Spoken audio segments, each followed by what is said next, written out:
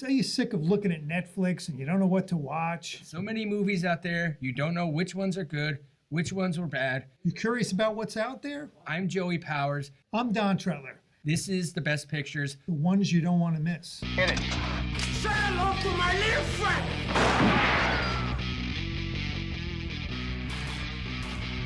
Frankly, my dear, I don't give a damn.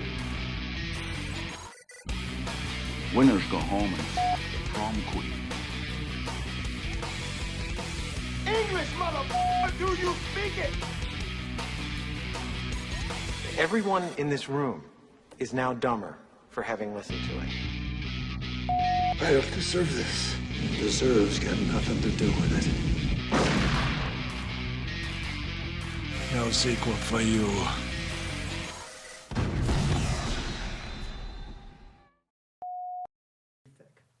Hi, and welcome to another edition of The Best Pictures. I'm one of your hosts, Joey Powers. And I'm Don Tretler. Welcome to the show. This week, we are going to be talking about the movies that were released in 1992. It's an amazing year. Unbelievable. We've seen a lot of the movies. But Don, if you want to... Well, before we continue, we want to let everyone know that this show is broadcast live from the Fact TV studios in Bellows Falls. Fact TV is a community access center that provides studio space and production services free of charge to community members in southern Vermont and Keene. If you're interested in creating your own show, already producing content and wish to submit it, or want to stay informed about news and events in southern Vermont and Keene, including live coverage of local town meetings, sporting events, and community events, visit fact8.com. All right. All right, thanks, Don. So were you going to tell us about the box office this week? Yes, I never heard of this before. I always check the weekend box office after the weekend just to see what new came out. The number one movie opening this weekend was the number one movie overall, K-Pop Demon Hunters. Never heard of it. Have no idea what it's about. It opened at $18.0 million. The rest of the box office, that was the only major release this week. The rest of the box office was the same as last week. Weapons was number 2 instead of 1. Freakier Friday, 3 instead of 2. Fantastic Four, 4 instead of 3. And then The Bad Guys 2, 5 instead of 4. So nothing really changed. All, other than Weapons and K-pop, all sequels again in the top 5. Son of a gun. You know, it's like, I haven't checked to see what's coming out this weekend, but we'll look at that at some point. Yeah, I'll tell you, I'll pull it up while you're talking there. But, like you said, 1992 was, I texted you and told you, I bet we've seen half the movies on this list. Oh, yeah, it's amazing. You know, I mean, the number one movie released that year, was Batman Returns. Then Lethal Weapon 3 was right after. What did you think? Did you like Batman Returns? Yeah. Did you?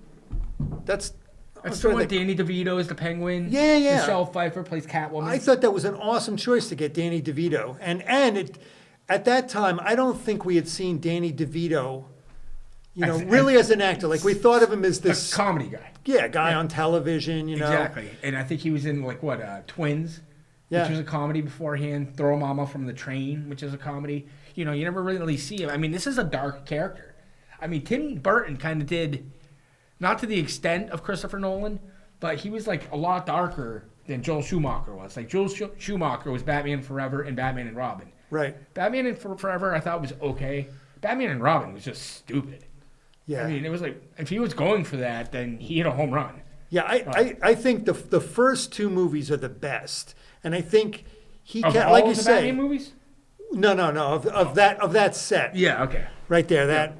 Yeah, because the Joel Schumacher ones are Batman Forever and Batman and Robin, and they were both bad. Yeah. I mean, Batman Forever was okay, but Batman and Robin, Arnold Schwarzenegger was like Mr. Freeze. Yeah. I mean, it had a good cast. That's what made me surprised how bad the movie was. Yeah. And that was another movie I saw in the movie theater. Because, George Clooney played Batman, which at the time he was still on ER. So he was just breaking into movies. Yeah, he wasn't the big name that he is now. Yeah, no. Obviously, he'd never do a movie like that now. But, Yeah, I mean, I thought, Tim Burton, at the time, he had kind of a dark, I'm trying to think of who I can compare him to, he had kind of this dark angle on a lot of his movies. He had done Edward Scissorhands and what's the one of the comedy with Michael Keaton? It was huge. Gung Ho? No, it was dark. It was the Ghost. guy. What's his name? Beetlejuice. Oh, right. Yeah, I forgot that was Tim Burton. Yeah, they just did a sequel to that this past year, and it did really well. He had to, so when he did Batman, he kind of took this dark angle to it, and it was cool. I mean, at the time when that came out, those first two movies were pretty good. I don't know what they get. I think they do. They obviously do better than the next two did. Yeah. But what did you think about the choice of having Michael Keaton as Batman? That was an inspired choice. I've never been, as you know, I am not a Michael Keaton fan. But I never would have thought No. to cast Michael Keaton as he was like a comedy actor. Right. You know, he was like Mr. Mom, Gung Ho, like those kind of movies, you know. And then I thought he was good though. Yeah, he was. I thought he was good. fine. Yeah, I mean, he was better than I thought. Val Kilmer was kind of a stretch as Batman because I thought he just didn't really fit the part. I don't know. In my opinion, I liked them all. I thought all four of them. I liked, George Clooney, him. I thought they were all cool choices myself. But that's just me. I'm a big Batman guy. You know, what really surprised me was Robert Pattinson. Yeah. I wasn't expecting to like him as Batman, but I thought he actually did a really good job. Yeah. But no, you're right. I think all the Batmans, everyone that's played Batman, I thought was good. I just thought Val Kilmer was a little, I don't know. I just never pictured him as Batman really either. And he was huge at the time. I mean, he was a guy that he was doing some, some stretching of himself. He did The Doors. He played Jim Morrison in The Doors. And I wonder if... Did you ever see The Scene? With him I did. And Elizabeth Shue. Yeah. He did At First Sight with him and Mira Sorvino. You know, so right around the mid to late 90s, Val Kilmer was actually... Because he had a dry spell after the 80s into the early 90s where he wasn't really doing much. Right. And then I think this kind of rejuvenated him and he started making big movies again. But what about... so this is what I was going to ask you. So Lethal Weapon 3, you're not a big sequel fan, you said. Yeah, so I might not have seen it. I don't know. And I guess I wasn't really a huge fan of the Lethal Weapon series. So I'm sure I saw Lethal Weapon, probably saw the one that came after the second one. And I don't know how far into the series I got. How many are there? 5? There's 4, and they're making a new one. Oh. Swear to God. Even though the director's dead. I guess Mel Gibson got permission from him before he passed away to carry on. But so this is the thing I just realized about 2 minutes ago. Each movie they add a new bigger star to the series. Oh. Because the first movie is Mel Gibson and Danny Glover. Right. The second movie they add Joe Pesci's character. The third movie they add Rene Russo's character. And then in the fourth movie they add Chris Rock and Jet Li's characters. Although Jet Li gets killed. Oh. But so I mean spoiler alert. Yeah. If you haven't seen it, it's 30 years old, people. So I'm not really spoiling anything. But yeah, I don't know if it's a remake or because I think they're in it, so it can't really be a remake. It's just got to be. So all of them are going to be in. Well, not Jet Li because he got killed. Jet Li, yeah, he was only in 4. But I mean, Chris Rock's character actually had a baby with Danny Glover's daughter, so he's obviously going to be part of it. You know, if they're all in it, if it's not a remake and Mel Gibson's just directing it, it only says that it says plot unknown. It doesn't show anything about a cast. Oh, it just says Mel Gibson director. That was the last time I saw it. This was like a year ago, so I don't know. Well, okay, off the top of your head, like what's a movie franchise or whatever with sequels and stuff? What's like your favorite one that comes to mind that you did? Halloween. Halloween? Yeah. Except for the last one. The last one was god awful. Yeah, I guess I bowed out of that pretty early in the first or we 3 or went 4. And saw Halloween Ends, remember? Yeah. And I said that was the worst movie I've ever seen in the movie theater. I will stand by that. It was a bomb. It was god awful. God, what did I like? I'm trying to think of what series I watched. Yours are probably the Aliens, I would think. Which I still haven't watched. Well, no, because I haven't seen.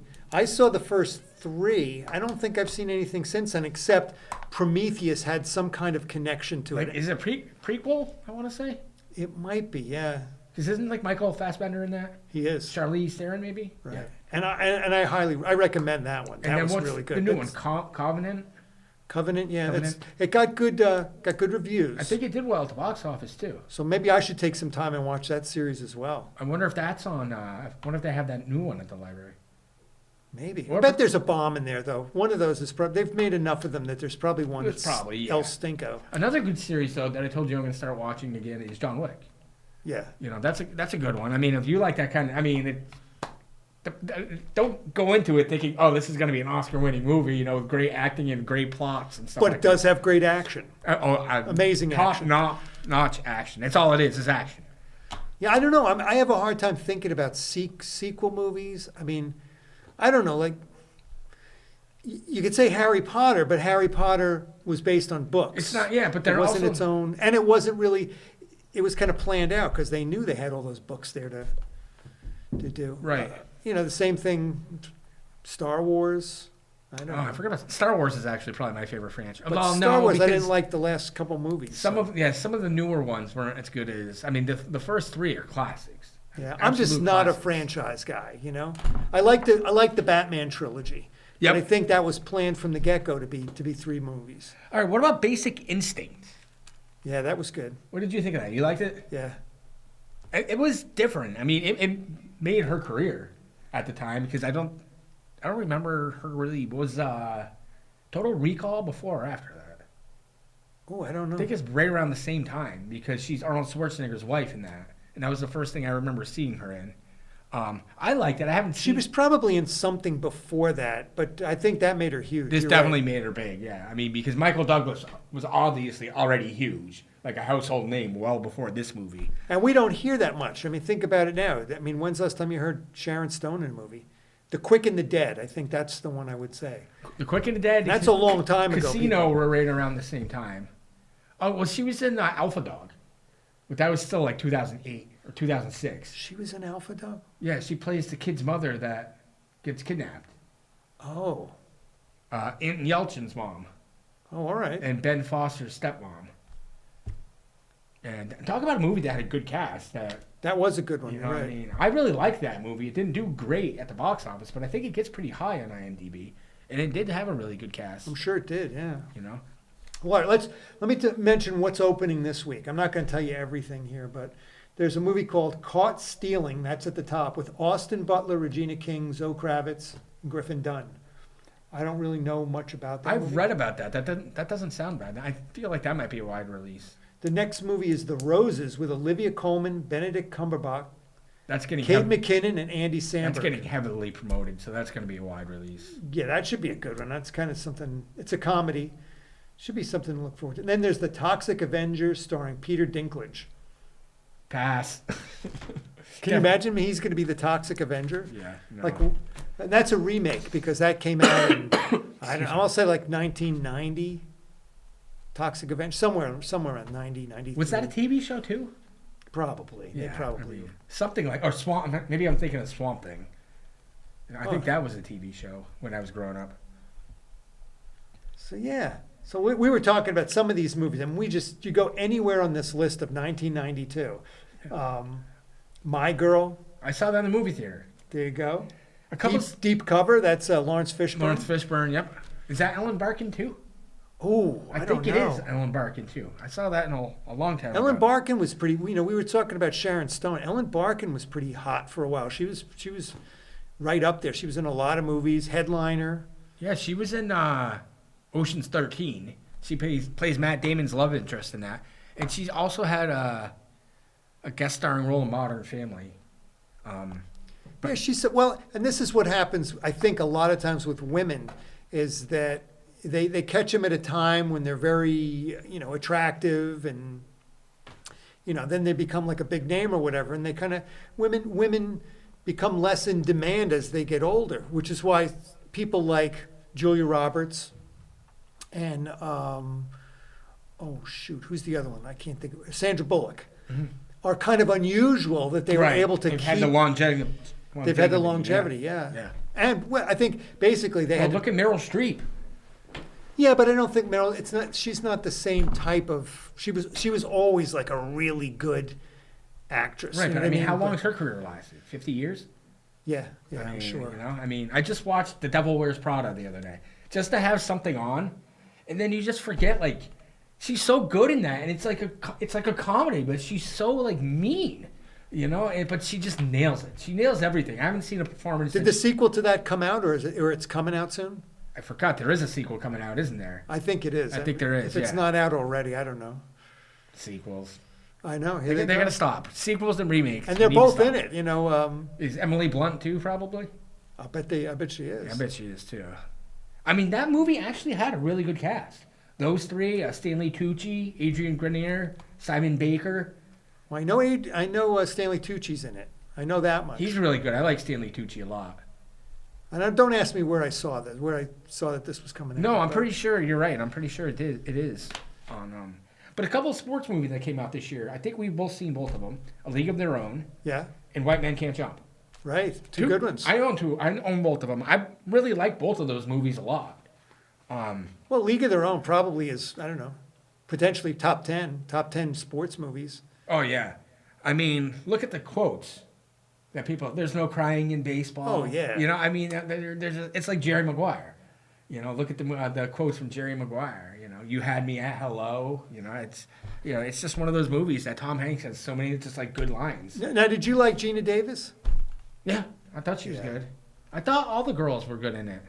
And I really can't stand Rosie O'Donnell, but I thought she was even good. I thought Madonna was good. Well, I know it's a little crazy thing to say, but like, you know, Gina Davis won Best Supporting Actress for Accidental Tourist. Yeah. I fell for her. That Really? was it. Yeah, because I they have that moment at the end of the movie, and it's like, you know, like it's like boy meets girl, boy loses girl, and when he sees her at the end of the movie, it's just, you know, it's amazing.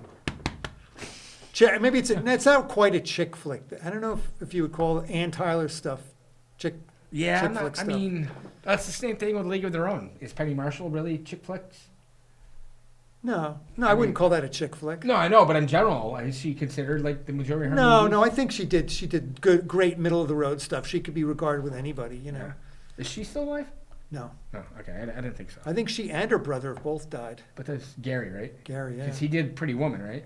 And like Runaway Bride. Yeah. But yeah, no, I really liked White Men Can't Jump and The League of Their Own a lot. Well, I'll tell you, I mean, we could pick anywhere on this list, and it's 100 movies deep.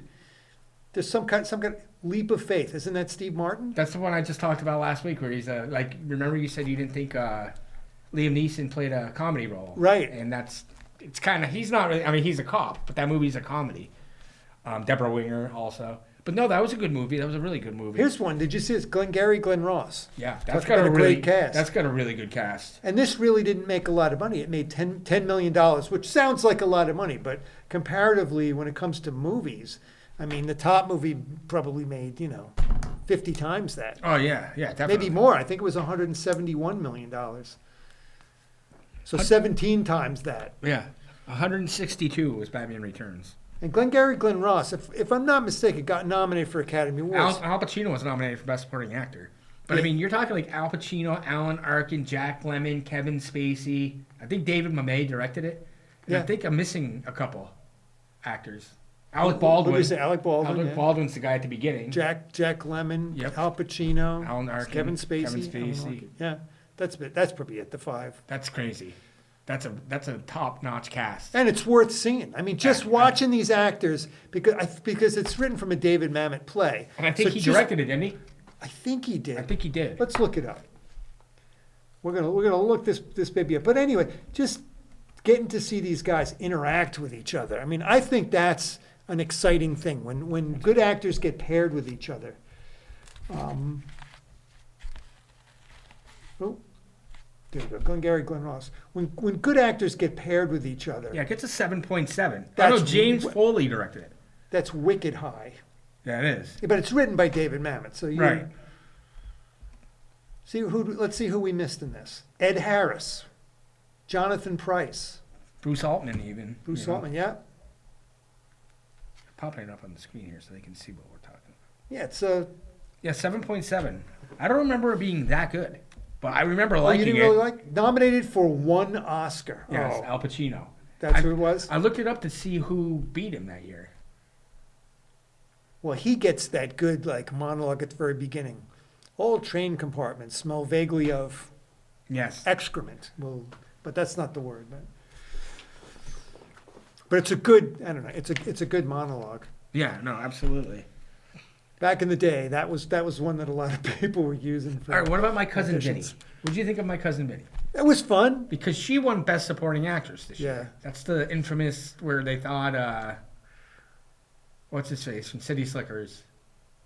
Oh, Jack Palance. Yeah, accidentally said the wrong name. Oh. And they just went with it. I mean, I think it's just like a folk story or whatever. Oh, but could I mean, be. I mean, it just. What do you think? Was that an Oscar-winning performance? I mean, I she don't know, like- was good, but I don't think of awards when I mean, she's a good actress in general, but I don't think that kind of performance is really necessarily Oscar-worthy. Well, I think that's where like comedy sometimes is that, you know, people don't regard that as performance-wise as interesting as a dramatic performance or something like that. So comedy gets kind of like, I mean, think about it off the top of your head. There aren't a lot of, you know, actors or actresses that have won for them. I mean, what Jack Nicholson is as good as it gets. And Helen Hunt, both for. But I mean, we've talked about it before. That was a knockout performance by him. But like her performance kind of fed off of him. Right. You know, so I mean, I think they kind of went hand in hand with each other. Well, like I say, actors acting off each other. So because I think the same thing happened with, was it Shirley MacLaine? There was another pairing like that. It was Jack Nicholson and somebody playing opposite him. Yeah, that Shirley won MacLaine and Academy Jack Award. Nicholson in terms of endearment. Yeah, I mean, Yeah. it's, you know, you're with Jack Nicholson, he's gonna pull you in, you know. Yeah. If you're good, you can stand in there with, you know, a great actor or actress. All right, I got two for you. Sneakers and JFK. What's Sneakers? Is that Robert Redford? It's a lot of famous people like Robert Redford, Sidney Poitier. I want to say Ricky Schrader's in it, or Schroeder, however you pronounce it. I don't think I saw that movie. It's stupid. I didn't like it. It's stupid. Considering the cast, it just. But JFK, I loved JFK. Yeah, That was, I mean, you want that's to a great movie. That is a. you want to talk about an outstanding cast? I wonder what that gets for a ranking. I mean, Kevin Costner. I'll bet Tommy it gets Lee the Jones, 7.7. I bet Yeah. it's comparable to Glengarry Glen Ross. Kevin Costner, Tommy Lee Jones, Joe Pesci, Sissy Spacek, Walter Matthau, Jack Lemmon, John Candy, Michael Rooker. I mean, the list of actors. It's Oliver Stone. It's an amazing movie, and it's probably like 3 Gary hours. Oldman plays Lee Harvey Oswald. And it moves. 8.0. It's not a boring movie at 3 hours. I mean, you would think this could be a very boring movie if we laid it out and kind of told you this. We tried to tell you the plot of it, but it moves. It's a pretty interesting film. 3 hours and 9 minutes. And I will tell you, I've seen this movie like probably 5 or 6 times. Never paused it or stopped it. Watched it all the way through. It's one of my favorite movies of all time. That says a lot because Yeah. if you watch this show, you know I do not Joey sit and hates watch. long movies. Yes, I do. Very much. But if you could keep Joey's interest for a 3-hour movie, which JFK did, and John Wick, the 4th John Wick movie. So it won Best Cinematography and Best Film Editing. But it's nominated for Best Picture, Best Actor in a Supporting Role for Tommy Lee Jones, Best Director, Best Writing for Oliver Stone. Not Best Actor for Kevin Costner? Nope. Oh. But I'm surprised he didn't. Oh, you know what? I think this was the year Clint Eastwood won for Unforgiven. Oh. So that's Well deserved. tough. Yeah, I mean, I love that film. I like JFK better personally, but Did you? yeah, Yeah, I'm not really a Western person. I know. That's who I beat know. Al Pacino was Gene Hackman, Oh, Unforgiven. all right. which makes sense because that was the two heavy hitters. you Yeah. know, I mean, And Gene is that- Hackman's as heavy as it that gets. may also be the same year that Al Pacino won for Scent of a Woman. I think it is. So he was Oh. nominated for Best Actor and Supporting Actor in the same year. Yeah, So maybe they voted for him for one and not the other. Like that could be. that could be. I mean, I thought his performance was great, but I thought Gene Hackman was probably better. Gene Hackman was a really good actor. Yeah. Very, very talented actor. Unfortunately, his last movie was Welcome to Mooseport, which I like, but I mean, for an acting legend, the man won 2 Oscars. God knows how many more he was nominated for. That could be a good show we should do in the future. We should do the last movie of and great actor- actors. Yeah, no, that's a good idea. And you'll find out that most of them were crap, you know? So next week we are going to do 1998 because it's Colin's birthday. Okay. So that's going to be a good one. There's a lot of good movies. I already looked it up. But we are out of time this week. So until next week, I'm Joey Powers. I'm one of your hosts. And I'm Don Tretler, and these are the ones you don't want to miss.